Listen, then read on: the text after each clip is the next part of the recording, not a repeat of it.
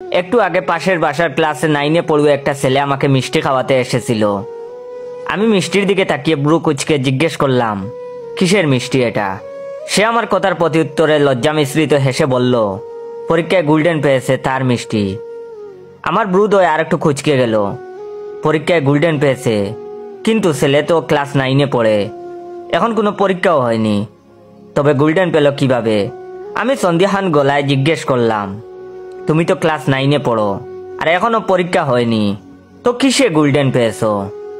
ছেলেটা এবার লজ্জা নুয়ে গেল, মৃদু সুরে বলল, আমার সে এবার জেএসসি দিয়েছে, গোল্ডেন পেয়েছে।